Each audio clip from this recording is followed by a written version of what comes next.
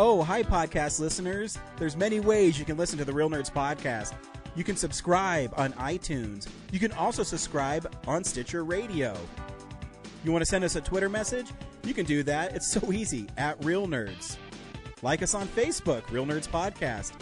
You can visit our website, realnerdspodcast.com, where there'll be a lot of articles for you to not only read, but to listen to our previous shows.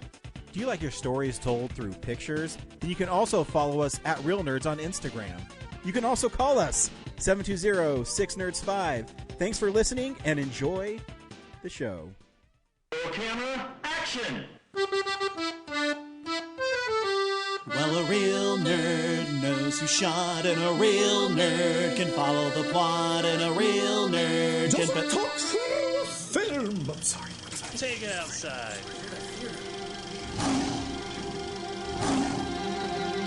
Well, a real nerd knows who shot, and a real nerd can follow the plot, and a real nerd will give it all they got.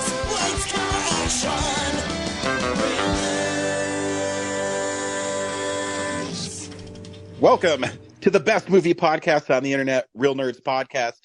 I am Ryan, and every week on Real Nerds Podcast, we see a new movie. We podcast our experience to the world. This week, we saw David Fincher's The Killer. Stay tuned and we'll recommend the film or not, play the trailer, talk about it with spoilers. We'll also talk about the big movie news and stuff we've been watching throughout the week. I am joined, as always, by my good friend Brad. As always. Always. We're just like the best of all time. Yeah, I mean, the only way to be the best podcast on the internet is to be the best of all time. I know, it's just really crazy about how awesome we are.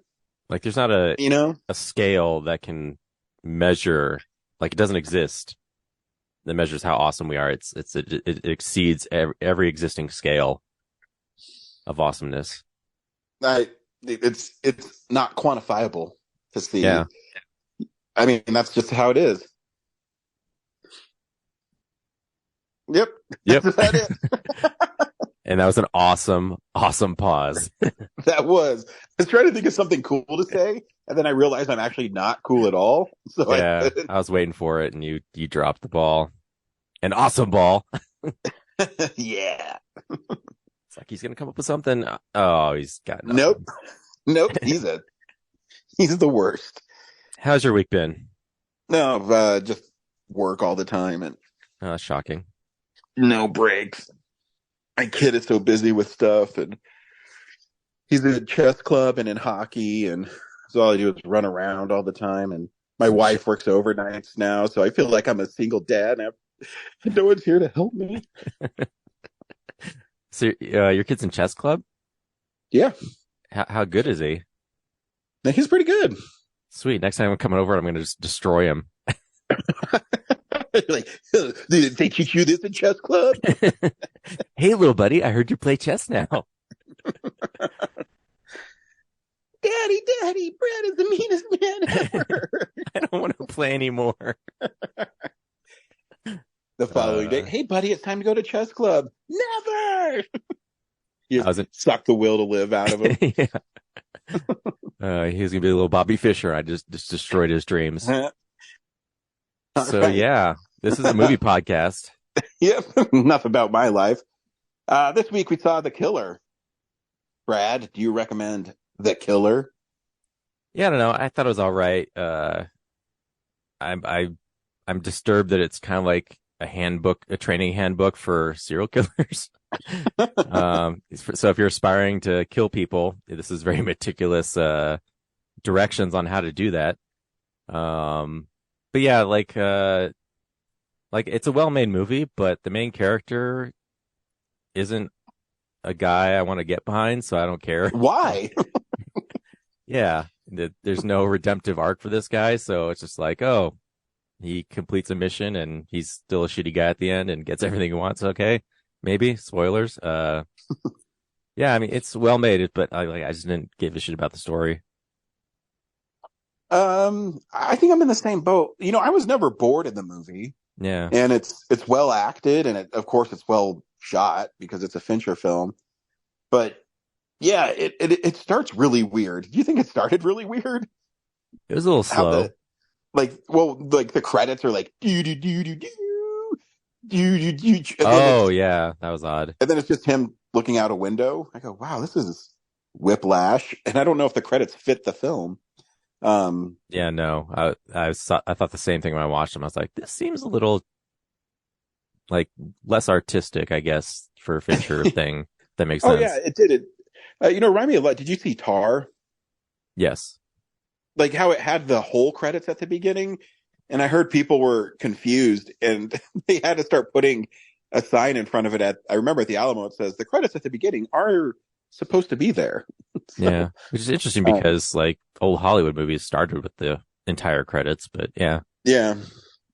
But anyways, back to Kill. Yeah, the film is Michael Fassbender plays a guy who is a hired assassin, and the first, I don't know, 20 minutes of it is him in this room, scoping out and telling people how meticulously he is at killing people and not leaving anything to chance.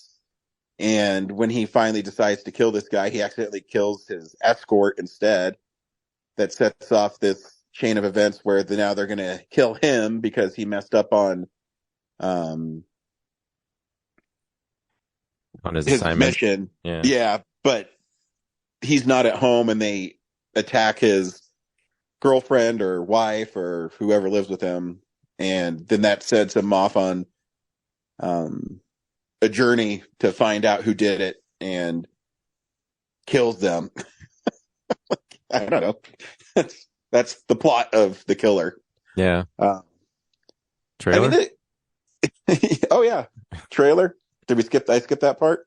I think so. I didn't hear it. I don't think I heard it. Okay.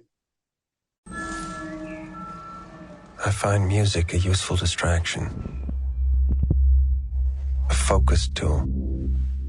Keeps the inner voice from wandering.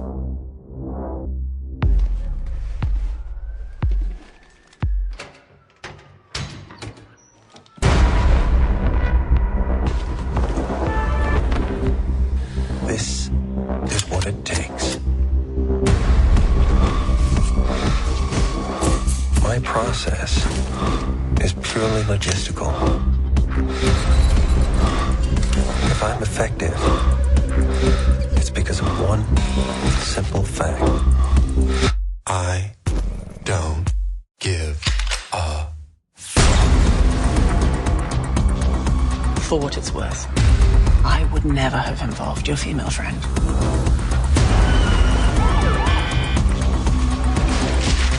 forbid empathy. Please. Trust no one. Fight only the battle you're paid to fight.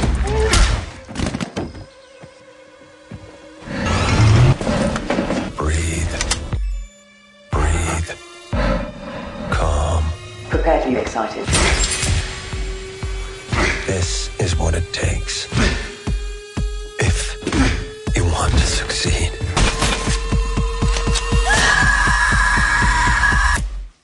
Hey.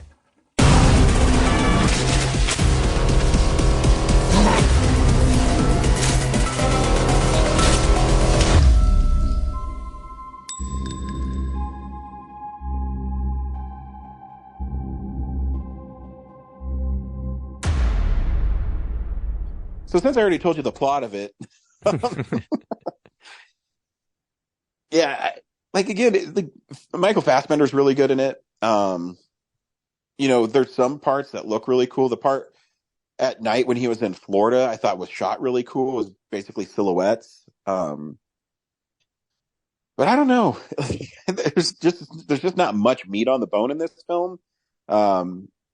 It's literally just him trying to find people to kill after they, hurt his girlfriend. And it reminded me of John Wick, but not as fun as John Wick. Yeah, because the action is few and far between. Like the meat of the movie is just this inner monologue he has describing his job and like how good he is at it. Which is like I said earlier, if you want to be an aspiring serial killer, they go into great detail on the best practices of being a serial killer. Well, not a serial killer, just an assassin, I guess. But well, I mean, you kill more than 3 people, you're technically a serial killer. So yeah. But also, too, it didn't really feel like a Fincher film to me. Um, the fight with that really big guy in Florida. I thought that was awesome. Like, it was a brutal fight. Yeah, it was cool, but I don't know. It just doesn't seem like a Fincher film to me. And I was thinking the whole time while I'm watching it, because the fight is brutal, and you know how many times Fincher makes people do takes over and over again? Do you think they were like, fuck this guy? Because I would be saying that if I was a freaking actor with him. I said, really, we need to do this 200 times? Well, it's Netflix, so maybe they had the money to like do stunt doubles and then just do digital face replacements on all of them. Yeah, probably did. So yeah, it's I don't know. I think the only really fun part I had was whenever he like bought a plane ticket, he'd use a fake name that was someone from like classic television. Yeah, like the Lou Grant one. I was like, ooh, and yeah, Felix Unger and stuff, and Sam Malone, from Cheers, yeah. So that was fun. Yeah, I mean, there's like cool parts in it, but and it's hard because it's a well-made movie, but it didn't move the needle for me. You know what I mean? Yeah, like there wasn't anything specifically special about it that I could tell people like, oh, you got to see this part.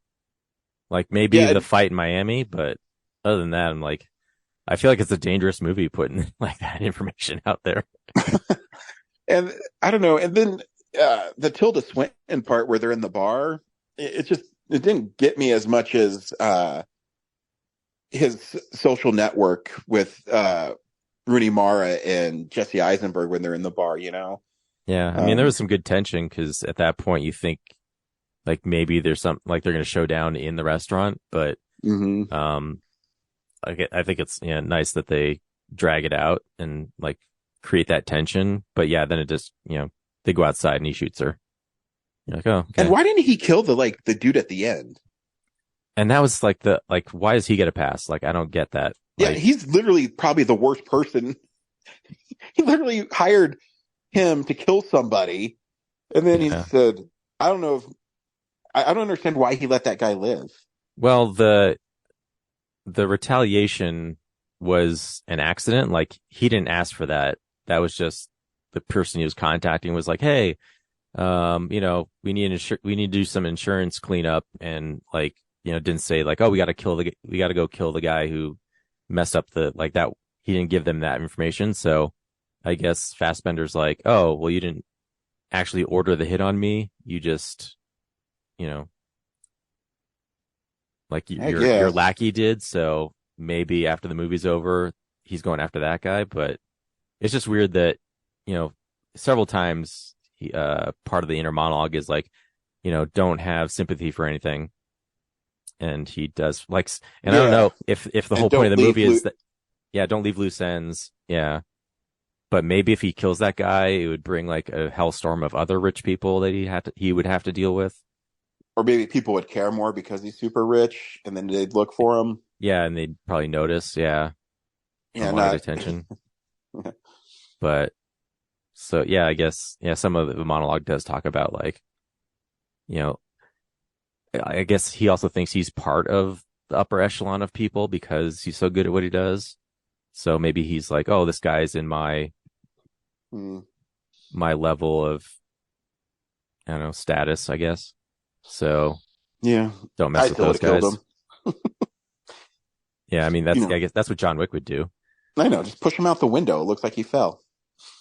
But yeah, if there's like a character growth thing of like him changing from I gotta tie up all loose ends and have no sympathy to like all these killings he does on the way there changes that. I didn't feel it. Like it just felt like he screwed up again. He still seems cold and calculated, and how he has a girlfriend, I don't know. Well, he's super rich. Yeah, I guess. He lives in what island country I didn't catch. I guess. Oh well, life will never live, my friend. I don't know if I'd want that life. I mean, the island life. I'm not talking about murdering people. No, that too. Like I would visit there, but I don't know if I'd want to live on a hurricane target constantly. Builds character. You're getting like tsunamied and your house is falling over. You're just like, this is building character.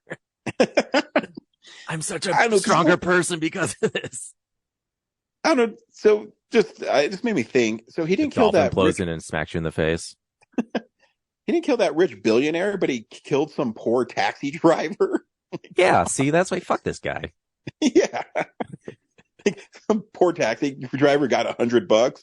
And that guy didn't know what he was doing. Yeah, it's like, fuck this guy. He's completely oblivious. So yeah, there was some character arc where he grew sympathy by the end, but I don't know why that would trigger him to grow sympathy, because the guy at the top was the worst one. Yeah.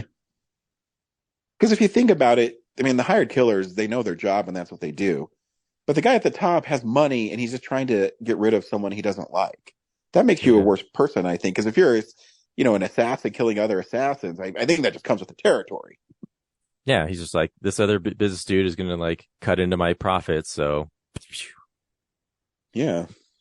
But yeah, everyone else is just like, yeah, I just do that job really well.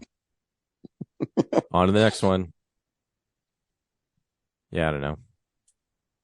No, I mean, you can see it. It's on Netflix now, I think. So, Yeah.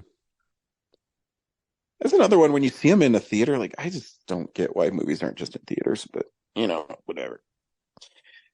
Yeah, the title credits I could totally see being on Netflix. It definitely felt like a tacked on afterthought, and everything else from the movie was probably like built theatrically. Mm-hmm. You're right. It should just open with him like doing yoga. Yeah. And then put those credits at the end of the movie. Actually, I'm a proponent of most movies don't even need opening credits. Oh, like, I agree. I mean, it's not like you don't know what you're seeing. Yeah, like save it all for the end. Yeah, but they have to because it's like SAG rules. Like, some studio movies are required to put people's names and things at the front. Yeah, I know that you have to like ask for permission. I do know that because there's a Spielberg story. I forget what movie it was, but he didn't want to put his name on it until the end, and he had to ask for permission. Yeah. And I would have said, I am the Directors Guild. Fuck you. Yeah, and there's also like rules for the order of them too. Yep. Speaking of which, here's the big movies news of the week. It's real news. It's happened, Brad. After 118 days, the actor strike is over. Woo! Yeah, we're back in business of having movie news on this podcast. Yeah. I really didn't notice it for a while, but it did start getting weird as these big movies were starting to come out. The Marvels, which is our film next week. You start seeing like a ramp up of, oh, there's Brie Larson, or, Samuel L. Jackson are now on these talk shows, but they didn't show up. So, yeah, a little too late. Yeah. Yeah. And it's fascinating. And what they were fighting for is the AI thing. And it was weird that the studios were pushing back because they wanted to use AI. Yeah, I haven't got a chance. I don't know if they've published the results of like what the settlement was, but I think the biggest thing, and I hope they didn't capitulate on, was the studios wanted to scan people and then use their images in perpetuity. Yeah, and I think they stopped that. So yeah, or at least kick the can for 3 years, I guess. Yeah, and that's the one thing that I'm cool with, but the residual thing, I don't know. I'm always up. I don't know. It's hard for me because, like you, who is a graphic designer, after you make your ad for the company, or if they use your logo, it's not like you get paid every time someone clicks on the website. That's really the only profession I know of where you keep on making money off of something you made 30, 40 years ago. Yeah, well, I mean, some graphic designers, they make a logo, they do get a residuals for that every time. Like, that's what licensing is, really. For the actors, for someone who's like in a starring position, like they get a huge paycheck up front, so residuals don't feel like they're necessary. But the lower tier working class performers and everyone, like, they often take a lower rate, something that's not going to cover, they could be on a job for like 2 years that doesn't cover for 2 years, but they count on those residuals to lift them up over time. Yeah. And I get that, it might push back for the whole thing too. And I understand that, better wages is fine, but they affected so many people by doing it that is never talked about. It's the grips, the costume designers, the carpenters, all these people that work on the film too that won't get paid because the actors aren't getting paid, or they're on strike because they want, bigger residual checks. And the best boy, he doesn't get a residual check. And so that's the only bummer, I think, from this whole strike business, is we care about the people that are, the George Clooney's and the Tom Cruises, but what about Bob Jefferson, who is, a craft service guy? Yeah. Who puts all the food out, you know what I mean? There's a lot of trickle down effect that hurts a lot of people. For sure. Anyways, it's over. So movies for 3 years eventually come out again. Yeah. Stay tuned for episode 789. We're back at it. We're back at it. We watch things. Sorry. I was gonna say, this time the studios aren't bowing to the AI thing. We're scanning people, damn it. No more hiring new actors. Just the same ones from 2023 over and over again. Saying the same lines. Yeah. This is stuff we've watched throughout the week. So, yeah, this is the stuff we've been watching. Brad, what'd you watch this week? A lot, since we were recording this later in the week than we usually do. Let's see. I guess I'll just talk about the new stuff I saw in theaters, starting with The Holdovers, which I thought was really good. Yeah, I heard it was. Yeah, with Paul Giamatti is a history professor at a Boston-ish college. What was it called? I don't know. Outside of Boston College. And the students are almost to the whole school is almost to like winter break. And it's a private school, so like the parents who don't come pick up the kids have to stay there or whatever. So yes, one kid, his mom wants to just hang out with her like new boyfriend, or new husband. Like I think they're going on their honeymoon. And it's been delayed, and you don't know why. Like there's this rift in this family, but anyway, he's bummed he has to stay there. So, and then the dean with Paul Giamatti is like, hey, you pissed off this other kid who donates to the school, whose family donates a huge sum of money to the school. So I'm going to punish you for pissing him off. So you have to stay here and watch the kids while I go home. And then they just kind of hang out with like six other kids, I think. And then one of those kids' rich dad shows up and he takes most of them away on like their own private vacation. But because the other kid I was talking about doesn't have permission, he can't go. So yeah, it's like Giamatti, the kid, and then the school cook, who had a student enrolled there, but because he was black, he got shipped off to Vietnam and died. So she's dealing with that. And then it's just like their little stories and tragedies, and everything kind of unravels, and you find out what's going on with everybody's lives throughout the whole holiday season. And people that hate each other eventually grow to like each other. And it was really good. Not nice. A bully away story, but it's just a solid drama about people. So yeah, that was good. I saw Tommy Wiseau's new movie, Big Shark. Is it an actual shark movie? Yep. Oh, right. Well, what do you mean by actual shark? Like, it's a shark attack movie where a shark eats people. A digital shark eats people in New Orleans. Yeah, this is it's hard to talk to you about because you have no frame of reference. It's like if you're going in looking for The Room, it's not The Room.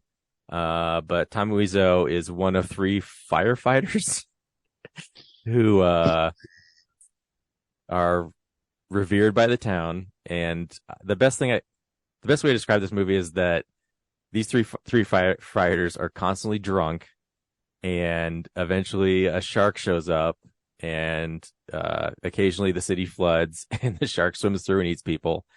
And these firefighters are tasked with saving the city and destroying the shark, but they have no sense of urgency about destroying the shark. Why are they tasking firefighters for that? Good question. But the mayor, he's like, I got other things to do. It's on you guys to do it. Yeah. So they constantly devise. The mayor's like, you know what? Fuck it. They save people. Might as well let them save them from sharks. So yeah, they put out one house fire. So these are the guys to do it. Yeah. So I'd say like 87% or 70% of the movie is them talking about needing to destroy the shark while drunk. And the other 30, maybe 20% is them actually doing it. Yeah, it's super low budget. The shark is clearly just CGI stamped onto the movie. The flooding is actually not that bad CGI, but yeah, and it almost feels like, so there's like the friend character in the movie to Tommy, almost feels like he's holding the hand of a child trying to like it almost feels like there's no script. Everyone's just improvising. So he's just reacting to off how Tommy reacts in the movie. So he's just following his lead. So a lot of times he's just repeating the same stuff that Tommy just said, because he's like not a great improver. So there's a lot of repetition in the movie of dialogue. And they have like 2 girlfriends that occasionally show up, and they just go out and get drinks or go shopping. Well, I mean, that's pretty accurate. Because women be shopping. Women be shopping, dude. Yeah, there's one really funny part where like they just come home after a night of drinking, and just apropos of nothing, she's on the balcony just yelling, like, "Get out of here, I forget what his actual character name is, but like, "Get out of here, Tommy! I'm done. We're done." He's like, "Baby, I'm sorry." And then that scene just goes on, and she's just like throwing clothes onto the street. And at the end, when the scene ends, they just like start moving the clothes off the sidewalk just in case, because it feels like a guerrilla shoot. So they want to like block the sidewalk. Yeah. It's insane. It's not as much fun as The Room, but there is some charm to like the finale when they're actually in the boat in the bayou, and like sometimes it's dark, but then other times they have like a huge spotlight on the entire scene to light up the water. Yeah. Well, good. Yeah. And then I watched Priscilla, which I wrote an awesome review for, and none enough people appreciated. But yeah, I think it's a good movie of, so it's the story of Priscilla Presley living with Elvis, basically when she meets him as a kid, and then throughout most of his career. And it really just, it focuses on Priscilla, and it's a really good movie that makes you feel the way she feels being trapped in this, in his life. 'Cause I don't know the validity of it, but like Elvis was really controlling of her according to this movie. So, told her how she had to look and when she could go out. I just read your review. Yep. All right. Yeah. I mean, it makes me want to see the movie now. Yeah, it didn't happen, but yeah. But I thought it should. Because there's like a lot of scenes of them just laying in bed talking. So, but yeah, Right on. if you want to like feel claustrophobic and oppressed, that's a movie to watch. And then I guess the last cool new thing I saw, not really new. I got to see Spider-Man Across the Spider-Verse with Phil Lord and Chris Miller doing a Q&A at the end. Awesome. At the Denver Film Festival. And it was at the AMC 9+10 or something. It's like the new Okay. theater in Cherry Creek that they built like 2 years ago, but I still haven't gotten out to, and it's gorgeous. Like not in a Westminster Alamo way, but in just like a newness way. Like it's really like white and clean. But a pain in the ass to park around. But yeah, the Q&A didn't offer any new insight into anything that I didn't already know. Like no one really asked any new questions. I really wanted to ask them about Jump Street stuff, but I was like, don't do it. Don't do it. Should have. No one's here for that. Would appreciated it. Yeah. I did regret, I guess a lot of people just like lingered around after the Q&A and just kind of hung out. So then I could have done it, but I felt like I had to go. So I was like, damn it, I should have stuck around. You ever take pictures with him and everything?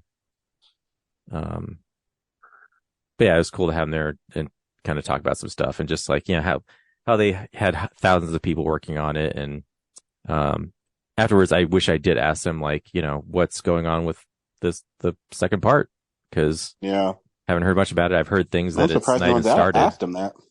Yeah, like a couple days later, I was like, man, no one in the crowd asked him like where they're like timeline wise, where are we at on the spectrum for Beyond the Spider-Verse? So yeah, because it sucks because it ended on such a cliffhanger, and then they delayed it because they don't know when it's going to be finished. And like, damn it. Yeah, I did want to ask them like, but I was worried it would come off as like a little accusatory of how much did Back to the Future Part 2 influence this movie? Because Miles goes back and finds out goes back to his own time and finds out that his dad's dead, and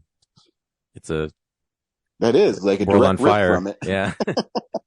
So yeah, but I was like, I thought the audience would groan up like, ooh, you're accusing them of copying. Yeah, get him out of here.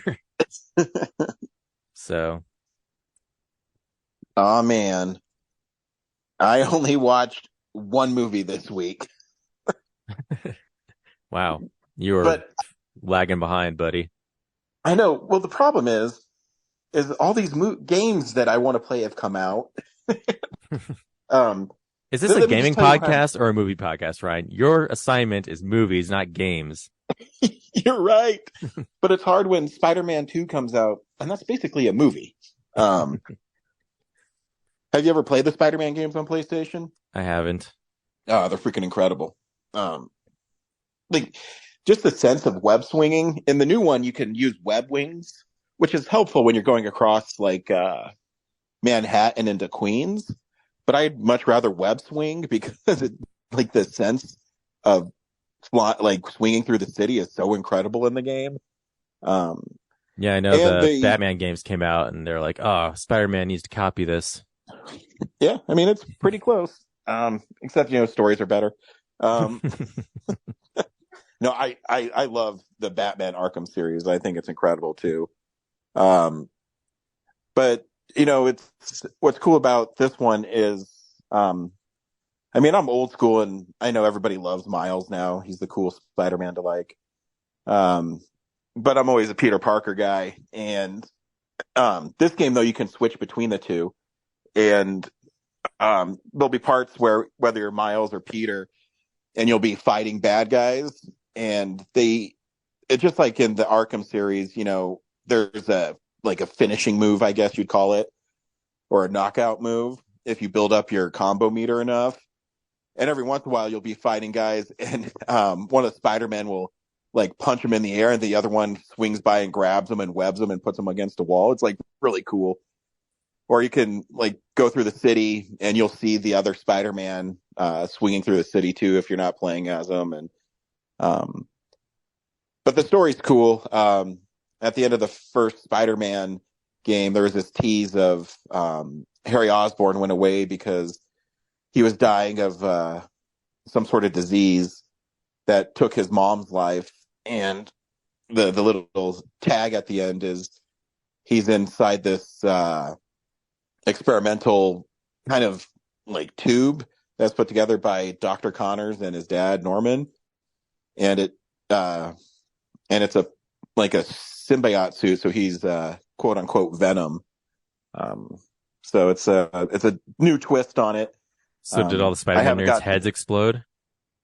No, as long as it tells a story cool, and the relationship when Harry comes back with Harry and Pete is really good. There's not like a huge backlash online of like, you're destroying Harry Osborn, my favorite character. I haven't heard one yet, and I don't think I've ever heard Harry Osborn someone's favorite character. So I mean, I haven't got to the part where the promos and the exclusive statue I got with the game. Obviously, Venom goes bad.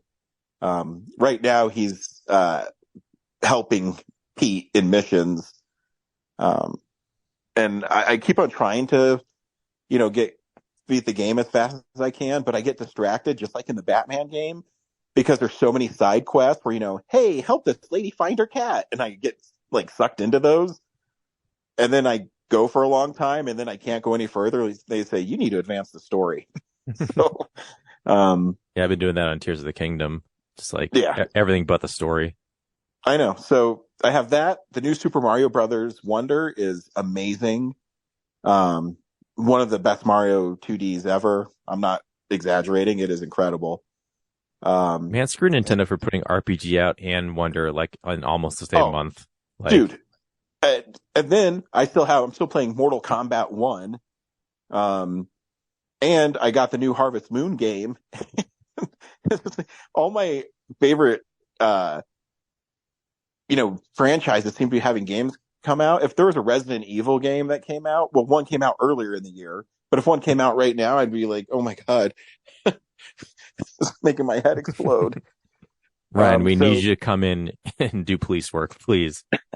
I am building a long bridge in Zelda. I'm busy.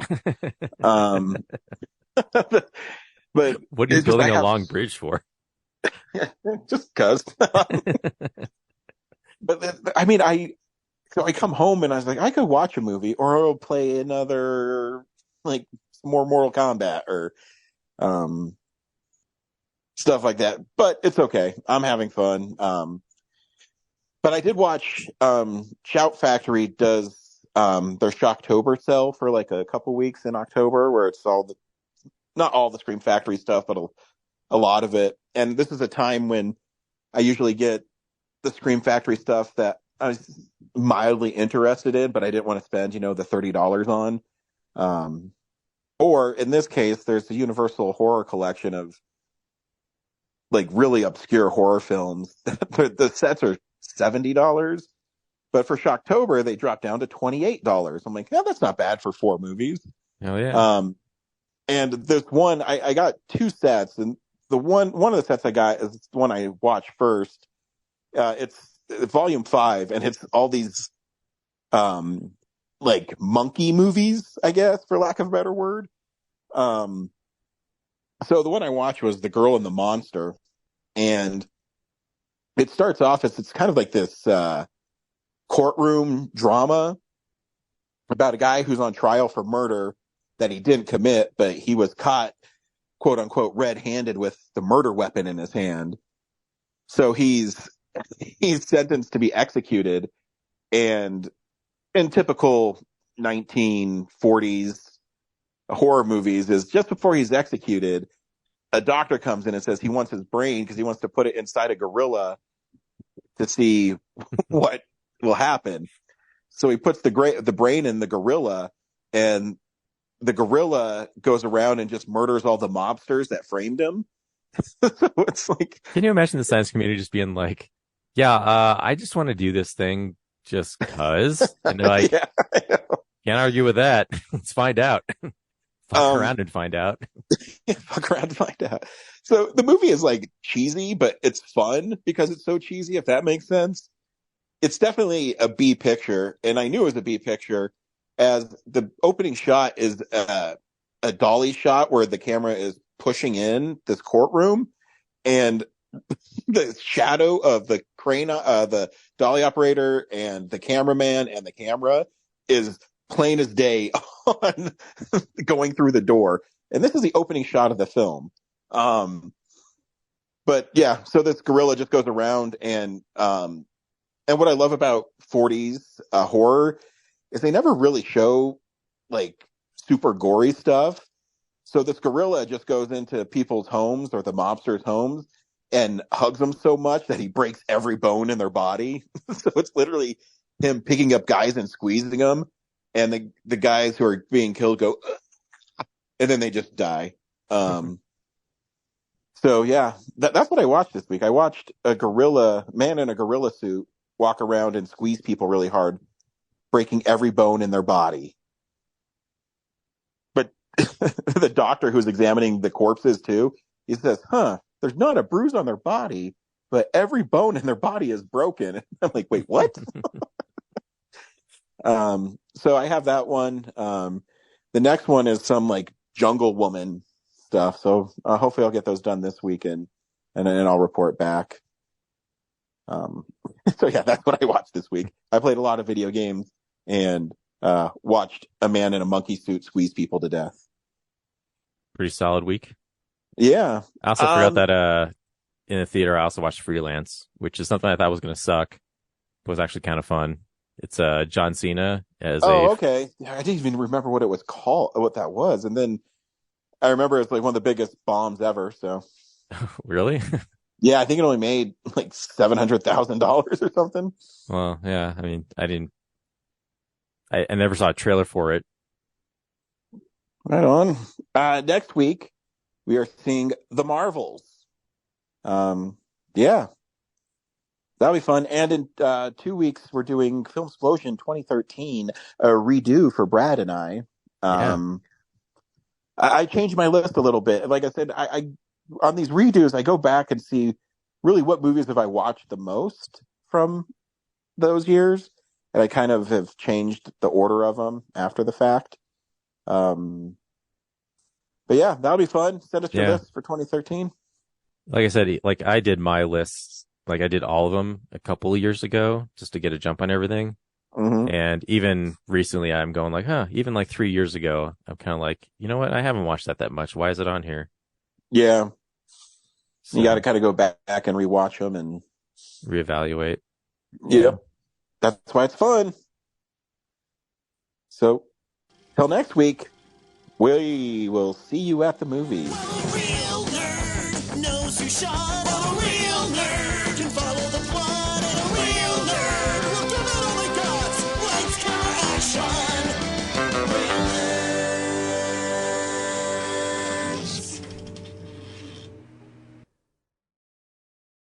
Thanks for listening to Real Nerds Podcast, a Nebulous Visions production. Stream or download episodes, read articles at realnerdspodcast.com. Stream us on Apple or Google Podcasts, Stitcher, Spotify, or iHeartRadio. Follow us on Facebook, Real Nerds Podcast. Twitter and Instagram, @Real Nerds. Watch us on YouTube, Real Nerds Podcast. Email us at realnerds@gmail.com. Call us at 720-6nerds5. Thank you to Sparks Mandrill, Mike at Plan 9 Studios, and Bolognium for all of our groovy theme songs. And that's how you fucking do it!